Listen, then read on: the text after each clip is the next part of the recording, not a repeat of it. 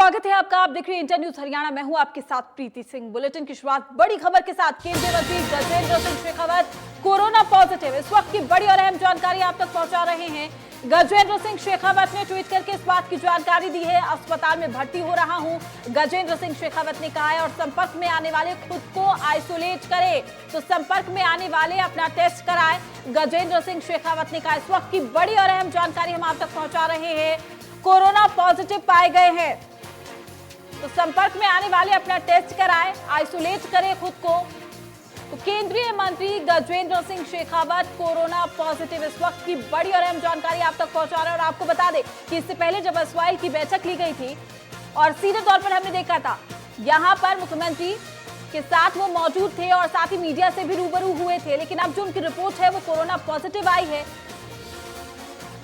और अपील उन्होंने की है, ट्वीट के जरिए कहा है कि जो लोग भी मेरे संपर्क में आए हैं वो आइसोलेट करें खुद को, अपना कोरोना टेस्ट कराएं। तो गजेंद्र सिंह शेखावत ने ट्वीट करके इस बात की जानकारी दी है, अस्पताल में भर्ती हो रहा हूं और जो भी उनके संपर्क में आए हैं, संपर्क में आने वाले खुद को आइसोलेट भी करें। इस वक्त की बड़ी और अहम जानकारी, संपर्क में आने वाले अपना टेस्ट कराएं। गजेंद्र सिंह शेखावत ने ट्वीट के जरिए जानकारी दी है, कोरोना पॉजिटिव पाए गए हैं। तो इस वक्त की बड़ी और अहम जानकारी हम आप तक पहुंचा रहे हैं, जहां केंद्रीय मंत्री गजेंद्र सिंह शेखावत कोरोना पॉजिटिव, अस्पताल में भर्ती हो रहा हूं, ट्वीट के जरिए जानकारी उन्होंने दी। बड़ी और अहम खबर आप तक पहुंचा रहे हैं। और संपर्क में आने वाले अपना टेस्ट जरूर कराएं, शेखावत ने यह भी कहा है, और अपने आप को आइसोलेट करें। तो इस वक्त की बड़ी और अहम जानकारी आपको बता रहे हैं। जल शक्ति मंत्री गजेंद्र सिंह शेखावत कोरोना पॉजिटिव, खुद ट्वीट करके इस बात की जानकारी दी है। अस्पताल में वो भर्ती हुए हैं। तो देश में कोरोना मरीजों का आंकड़ा जिस तरीके से बढ़ रहा है और इसकी चपेट में अब केंद्रीय जल शक्ति मंत्री गजेंद्र सिंह शेखावत भी आ चुके हैं। और साथ ही हम आपको वो ट्वीट भी दिखा रहे हैं जिसमें उन्होंने लिखा है, अस्वस्थता के कुछ लक्षण दिखने पर मैंने कोरोना टेस्ट करवाया, मेरी रिपोर्ट पॉजिटिव आई, डॉक्टर्स की सलाह पर अस्पताल में भर्ती हो रहा हूं। मेरा अनुरोध है कि जो लोग भी इन दिनों मेरे संपर्क में आए हैं वो लोग स्वयं को आइसोलेट करें, अपनी जांच कराएं। आप सभी स्वस्थ रहें और अपना ध्यान रखें। ट्वीट के जरिए उन्होंने इस बात की जानकारी दी है। तो बड़ी और अहम जानकारी हम आप तक पहुंचा रहे हैं। गजेंद्र सिंह शेखावत ने ट्वीट के जरिए जानकारी दी।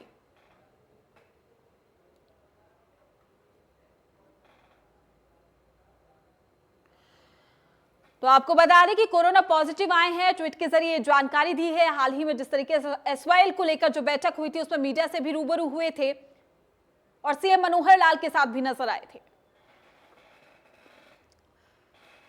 खबरों में आगे बढ़ते बात करेंगे, सिरसा में फिर फूटा है कोरोना बम। इस वक्त की बड़ी और अहम जानकारी आप तक पहुंचाने, कोरोना के 36 नए मामले आए हैं सामने।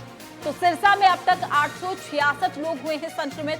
सिरसा में एक्टिव केसों की संख्या 397 है और कोरोना के 4601 मरीज हो चुके हैं ठीक, यानी कि जिले में अब तक 9 मरीजों की मौत हुई है। 93 मरीजों का अस्पताल में उपचार चल रहा है, इलाज जारी है। 304 मरीजों को होम आइसोलेशन में रखा भी गया है। आज 6 मरीजों को ठीक होने पर छुट्टी भी दे दी गई। कोरोना से जुड़ी ताजा अपडेट हम आप तक पहुंचा रहे हैं। लगातार कोरोना का कहर दिखाई दे रहा है। सिरसा में एक बार फिर से कोरोना बम फूटा है। लगातार सिरसा में मरीजों की संख्या में तेजी से इजाफा हो रहा है।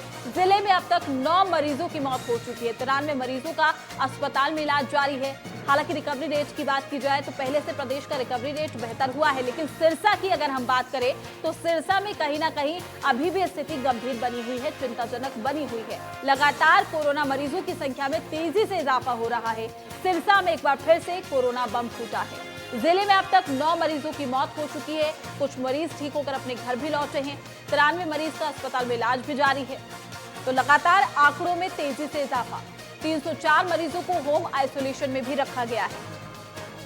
तो आज 6 मरीजों को ठीक होने पर छुट्टी भी दे दी गई, लेकिन लगातार सिरसा में मरीजों की संख्या में इजाफा हो रहा है। और 24 घंटे का जो आंकड़ा है वो कहीं ना कहीं स्थिति को चिंताजनक बना रहा है, स्थिति गंभीर बना रहा है, क्योंकि लगातार तेजी से ये महामारी फैल रही है। कोरोना के आज 36 नए मामले सामने आए हैं। सिरसा में अब तक 866 लोग संक्रमित हो चुके हैं। इस वक्त की बड़ी और अहम जानकारी हम आप तक पहुंचा रहे हैं।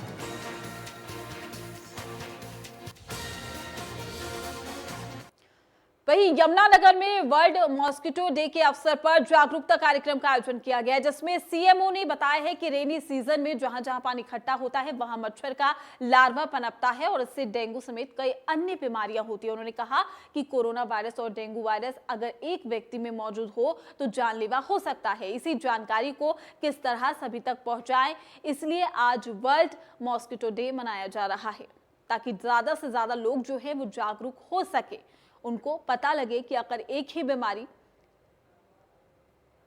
डेंगू का जो डर है वो लोगों को सता रहा है और डेंगू और साथ ही कोरोना काल चल रहा है, तो ऐसे में मरीजों को काफी परेशानी हो सकती है। इसलिए जागरूक यहां पर लोगों को किया जा रहा है।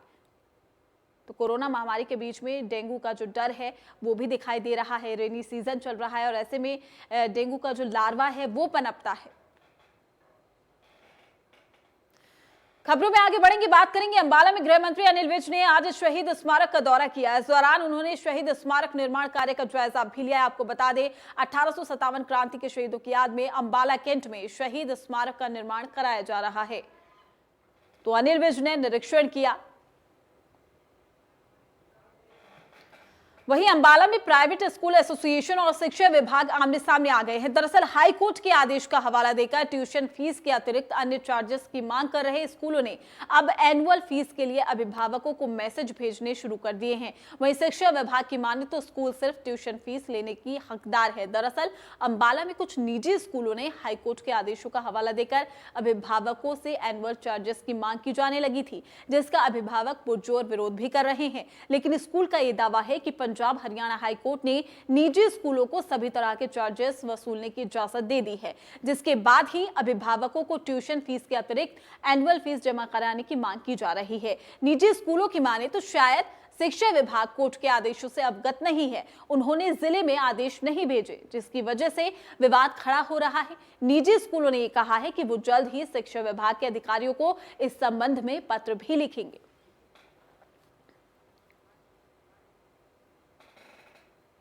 क्लियर कट इंस्ट्रक्शंस हैं कि हम लोग आज की डेट में सारे चार्जेस ले सकते हैं, जिसमें कि ट्यूशन फी है, जिसमें कि एनुअल चार्जेस हैं और इवन ट्रांसपोर्टेशन चार्जेस हैं, एडमिशन फीस है। इसमें हमें सिर्फ ये कहा गया है कि आपने 2019-20 की फ़ीस लेनी है, बढ़ी हुई फ़ीस नहीं लेनी। एक यही कटौती की गई है हमारे लिए। और एक छोटी सी चीज़ और कही गई है कि एनुअल चार्जेस उतने लिए जाएं जितना कि आपका खर्चा हो रहा है। और मैं आपको बताना चाहूँगा बैलेंस शीट्स के माध्यम से और सबके रिसर्च के माध्यम से कि स्कूलों का खर्चा बहुत कम लेवल पे खर्च हुआ है, उससे ज़्यादा हम ट्रांसपोर्ट का पैसा खर्च रहे हैं।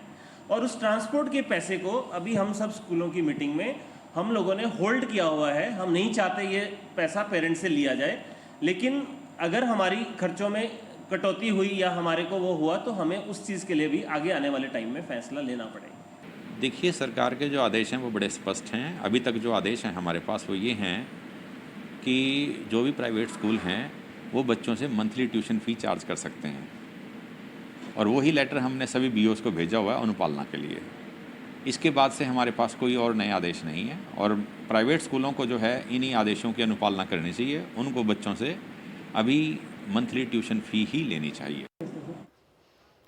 चलिए खबरों में आगे बढ़ेंगे, बात करेंगे भारतीय कबड्डी टीम की कप्तान दीपक हुड्डा को जल्द ही अर्जुन अवार्ड मिलने वाला है और इससे दीपक हुड्डा बेहद खुश है। हरियाणा सरकार की खेल नीति की तारीफ करते हुए दीपक हुड्डा का दर्द भी झलकता है। वो कहते हैं कि खेल मंत्री से मिलने के बावजूद 5 साल से ना नौकरी मिली है ना ही सम्मान, और साथ ही दीपक हुड्डा ने सरकार से जल्द मदद की गुहार लगाई है। दीपक ने कहा है कि राष्ट्रीय सम्मान अर्जुन अवार्ड की चाहत हर खिलाड़ी को होती है। उन्होंने कहा कि भविष्य में देश के लिए बेहतर प्रदर्शन कर गोल्ड मेडल लाने का प्रयास रहेगा। हालांकि दीपक हुड्डा नौकरी और आर्थिक मदद नहीं मिलने से थोड़े मायूस भी हैं। दीपक हुड्डा की कप्तानी में भारतीय कबड्डी टीम अंतर्राष्ट्रीय स्तर पर 5 गोल्ड और 1 ब्रांज मेडल भी जीत चुकी है। अर्जुन अवार्ड के लिए मुझे नॉमिनेट किया गया, तो मेरी ज़िंदगी का सबसे बड़ा सपना था। मैं क्या, कोई भी खिलाड़ी जो अपने देश के लिए खेलता है, पहले तो उसके लिए देश की जर्सी मिलना, देश के लिए खेलना, और उसके बाद अर्जुन अवार्ड जैसे बड़ा सम्मान उसके मतलब नाम से जुड़ना है, बहुत बड़ी बात होती है। खिलाड़ी का एक सपना होता है जो मेरा आज पूरा हुआ। दिन रात बहुत से संघर्ष देखे मैंने अपनी ज़िंदगी में। मेरे माता पिता के गुजर जाने के बाद यहाँ तक बहुत संघर्ष करके आया था मैं, और आज मुझे बहुत ज़्यादा खुशी है कि मुझे इतना बड़ा सम्मान दिया गया अर्जुन अवार्ड, तो काफ़ी खुशी महसूस हो रही है। आगे का क्या लक्ष्य है आपका? आगे का लक्ष्य है मेरा अभी आने वाले वर्ल्ड कप और एशियन गेम्स में अपने देश के लिए फिर से गोल्ड मेडल लेकर आना। दीपक को जो अर्जुन अवार्ड मिला है उसके पीछे उसका काफ़ी स्ट्रगल रहा है, उसकी काफ़ी मेहनत रही है। वो मैं यहाँ देखता हूँ, जब से मैंने 2018 यहाँ पे ज्वाइन किया था उसके बाद में मैं देखता हूँ, चाहे बारिश हो चाहे कोई त्यौहार हो या कोई भी चीज़ हो, वो मतलब अपनी प्रैक्टिस मिस नहीं करता। डेली यहाँ पे आता है, बच्चों के साथ में यहाँ प्रैक्टिस करता है और काफ़ी कुछ इससे उसको सीखने को मिलता है और इनके साथ में काफ़ी अच्छी मतलब वो मेहनत करता है डेली सुबह शाम। तो कबड्डी टीम की कप्तान को मिलेगा अर्जुन अवार्ड, लेकिन यहाँ पर थोड़े से मायूस नजर आए। वो उनका कहना है कि आर्थिक रूप से वो उतने स्ट्रांग नहीं है, मजबूत नहीं है, लेकिन सीधे तौर पर उन्होंने कहा है कि देश के लिए मेडल लाने की, गोल्ड मेडल लाने की पूरी कोशिश करूंगा। तो पूर्व प्रधानमंत्री राजीव गांधी की 75वीं जयंती को कांग्रेस कार्यकर्ताओं ने सादगी से मनाया है। उन्होंने बतौर प्रधानमंत्री देश के लिए कार्य किया है, ऐसा उन्होंने कहा। और साथ ही इस उपलक्ष्य में कांग्रेस पार्टी के तमाम विधायक, नेता, कार्यकर्ता उनको श्रद्धासुमन अर्पित उन्होंने किया। कांग्रेस विधायक शमशेर सिंह गोगी ने बताया है कि वो कांग्रेस पार्टी के आदर्श थे। वो भारत के लिए प्रधानमंत्री रहते कई ऐसी योजनाएं लेकर आए जिनसे भारत को आगे बढ़ने में काफी मदद मिली। उनकी प्रतिमा के आगे पुष्प अर्पित करके उन्हें याद किया गया। तो पूर्व प्रधानमंत्री राजीव गांधी की 75वीं जयंती है और ऐसे में सादगी के साथ उनको श्रद्धासुमन अर्पित किए गए, श्रद्धांजलि दी गई, उनके तमाम कार्यों को, काम को याद किया गया। पूर्व प्रधानमंत्री रहते हुए भी उन्होंने कई ऐसी योजनाएं हैं जो देश में लेकर आए वो। तो ऐसा कार्यकर्ता, नेता, कांग्रेसी नेता कहते हुए दिखाई दिए।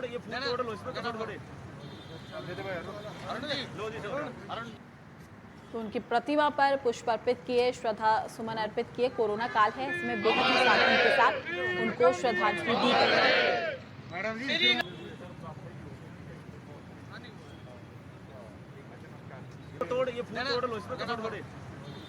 तो कांग्रेस नेताओं ने ये श्रद्धांजलि दी।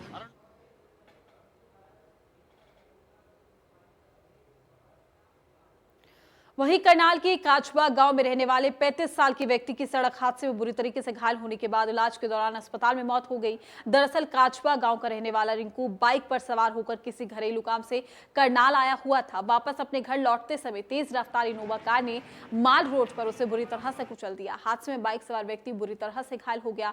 घायल अवस्था में उसे इलाज के लिए अस्पताल में लाया गया, जहां उसकी मौत हो गई है। तेज रफ्तार गाड़ी ने व्यक्ति को कुचल दिया है। तो माल रोड पर ये दर्दनाक हादसा हुआ। बात करेंगे रेवाड़ी की। रेवाड़ी में 12 अगस्त को 2 आवारा सांडों की लड़ाई में गई युवक की जान चली गई थी। नगर परिषद अधिकारी और एसडीएम मृतक के परिजनों को उनके घर सांत्वना देने पहुंचे। उन्हें मृतक की पत्नी को नगर परिषद में डीसी रेट पर नौकरी और कुछ आर्थिक मदद का आश्वासन भी दिया गया, लेकिन मृतक के परिजन इस आश्वासन से संतुष्ट नहीं दिखाई दिए। उनकी मांग है कि मृतक की पत्नी को सरकारी नौकरी और इतनी आर्थिक मदद मिले जिससे उनके परिवार का गुजारा होता रहे। तो 2 सांडों की लड़ाई में व्यक्ति की मौत हो गई थी। वहीं जींद के मेन बाजार स्थित एक ज्वेलर्स की दुकान पर 2 युवतियां फिल्मी अंदाज में फर्जी इनकम टैक्स ऑफिसर बनकर पहुंची और दुकानदार को ये कहकर कि इनकम टैक्स विभाग में आपके खिलाफ शिकायत है। दुकान में हिसाब किताब से जुड़े हुए कागजात मांगने पर दुकानदार ने कागज दिखा दिए। वहीं दोनों युवतियों ने दुकानदार पर 1,35,000 का जुर्माना और 13 लाख रुपए के गहने देने की बात कही, जिस पर दुकानदार ने आपत्ति भी जाहिर की। जिसके बाद दोनों युवतियों और दुकानदारों में तू-तू मैं-मैं हो गई, जिसके चलते आस पड़ोस के दुकानदार भी इकट्ठा हो गए। काफी हंगामा होने के बाद पुलिस तक ये बात पहुंची। पुलिस ने मौके पर पहुंचकर दोनों युवतियों को पुलिस थाने बुला लिया और जब दोनों युवतियों के पहचान पत्र देखे तो वो फर्जी निकले। फिलहाल पुलिस मामले की जांच कर रही है। इकट्ठा हो गया तो दोनों वो बोले कि हम जा रहे हैं, हमें जाने दो। फिर पब्लिक और जो बाजार के मौजूद आदमी थे वो बोले कि आप यहाँ बैठो, कोई ऐसी बात नहीं है। तो इतना कह के ये बात मुद्दा थाने में 1.5 से 2 लाख तक की आइटम थी सारी मेरी दुकान के अंदर जो मांग रहे थे। जी हाँ, इन्होंने बोला कि आपकी शिकायत की गई है मैडम। मैंने कहा मैडम अब कहने को तो आदमी कुछ भी कह देता है, आप तफ्तीश कर लीजिए। तो फिर ये बोले कि हम तफ्तीश करेंगे। फिर बाद में इन्होंने लास्ट में वो सामान के ऊपर इनकी वो बात थी, तो फिर मैंने कहा कि मैडम रुको, हम अभी पुलिस को बुलाते हैं। उसी टाइम फिर ये मामला थाने में। ये रवि कुमार ने दरख्वास्त दी है ज्वेलर्स ने जी, और उन्होंने दरख्वास्त प्राप्त कर ली है जी। हम जांच कर रहे हैं उसकी, जो भी बात सामने आएगी। चलिए अब आपको ठग गिरोह की दो तस्वीरों से रूबरू करा देते हैं। पहली तस्वीर हम आपको दिखाएंगे जींद की, और आप तस्वीरें देख सकते हैं। पहली तस्वीरें जो है वो जींद की है, जहां पर ज्वेलर से लाखों रुपए ऐंठ लिए गए, जबकि दूसरी तस्वीर हम आपको रोहतक की दिखा रहे हैं। यहाँ दो ऐसी महिलाओं को गिरफ्तार किया गया जो नकली एसीबी की ऑफिसर बनकर लोगों के घरों पर छापा मारती थी, लोगों से लाखों रुपए लेकर चली जाती थी। दो तस्वीरों से हम आपको रूबरू करा रहे हैं कि किस तरीके से प्रदेश में ये जो ठग गैंग है वो काम कर रहा था, लेकिन अब ठग गिरोह पर शिकंजा कसा गया है। पहली तस्वीर आप देखिए जींद की तस्वीर है, जहां पर नकली इनकम टैक्स ऑफिसर बनकर ये लोग लूट की इस पूरी घटना को, ठग की इस घटना को अंजाम दे रहे थे। वही करनाल के स्टोंडी गांव में एक 16 साल के बच्चे की नहर से लाश मिली। आपको बता दें कि बच्चा 3 दिन पहले पश्चिमी यमुना नहर में डूबा था। ये बच्चा दो दोस्त के साथ नहर में नहाने गया था, लेकिन वापस नहीं आया। परिजनों ने आरोप लगाया कि दोनों टांगे बांध रखी थी, उसके शरीर पर चोट के निशान भी मिले थे। परिजनों ने हत्या करने की आशंका भी जाहिर की है। तो दोस्तों के साथ नहर में नहाने गया था, जिस दौरान बच्चा लापता हो गया। कई दिनों से बच्चे की तलाश की जा रही थी। नहर से मिला है बच्चे का शव।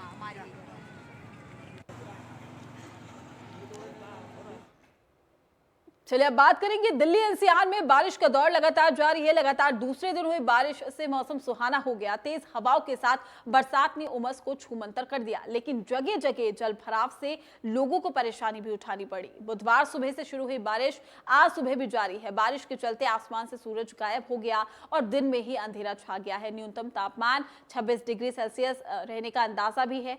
हालांकि आपको बता दें कि मौसम सुहाना हो गया है और मौसम विभाग का यह भी कहना है कि अगले 7 दिन तक बारिश के पूरे आसार है।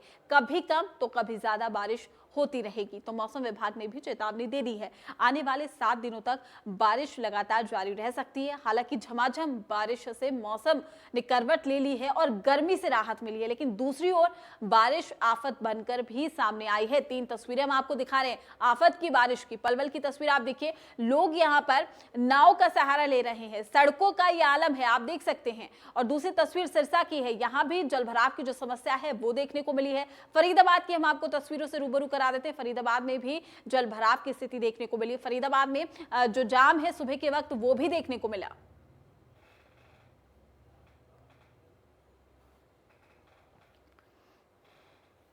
फरीदाबाद में हो रही 2 दिन से लगातार रुक रुक कर बारिश ने नगर निगम के दावों की पोल खोल दी है।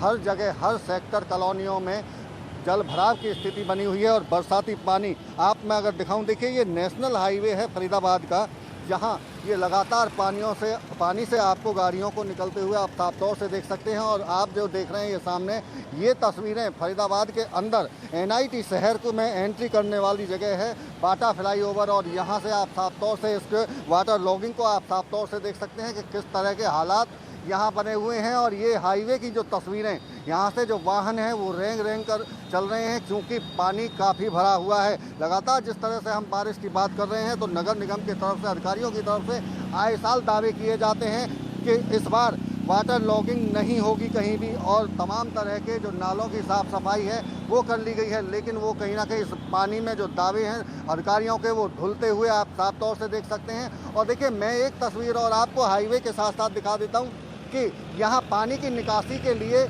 आप देखेंगे तो रोड के साथ में एक नाला बनाया गया है, जिसको नाले को इस वजह से बनाया गया था कि यहाँ से पानी की निकासी हो सके, बारिश का पानी सड़क पर ना भरे। लेकिन इस पानी की आप स्थिति देख सकते हैं इस नाले की, कि जिस तरह से अधिकारियों की तरफ से दावा किया गया कि बरसात से पहले सभी नालों की साफ सफाई कर ली गई है, ये उसी की एक वानगी है कि वो पूरी तरह से नाला भरा हुआ है। और आप देखें यहाँ बच्चों को इस पानी में अटखेलियाँ करते हुए आप साफ तौर से देख सकते हैं कि इतना पानी यहाँ भर चुका है कि बच्चे अब इस बरसाती पानी में यहाँ नहाते हुए आपको दिखेंगे। वाहनों की जो रफ्तार है वो धीमी हो गई है। सुबह से ही लगातार रुक रुक कर जो बारिश हो रही थी, कहीं ना कहीं जो काम पर लोग निकले थे वो देरी से अपने काम पर पहुंचे हैं। और यही वजह है कि फरीदाबाद के तमाम जो सेक्टर हैं, जो पोस्ट सेक्टर कहे जाते हैं, चाहे अधिकारियों के जहां मकान हैं वहां तक पानी भर गया है। और नगर निगम की तरफ से ऐसे बड़े अधिकारियों के घरों के आगे जैन सेट लगा दिए गए हैं, पंप सेट लगा दिए गए हैं, उनसे पानी की निकासी हो रही है। लेकिन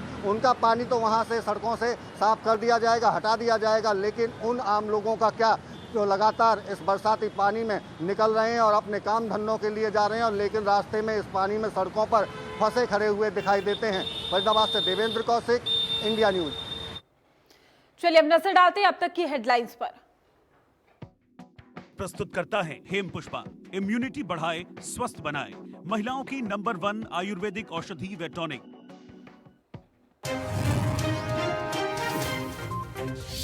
केंद्रीय जल शक्ति मंत्री गजेंद्र सिंह शेखावत भी हुए कोरोना पॉजिटिव। ट्वीट करके दी जानकारी। का संपर्क में आने वाले सभी लोग खुद को करें आइसोलेट।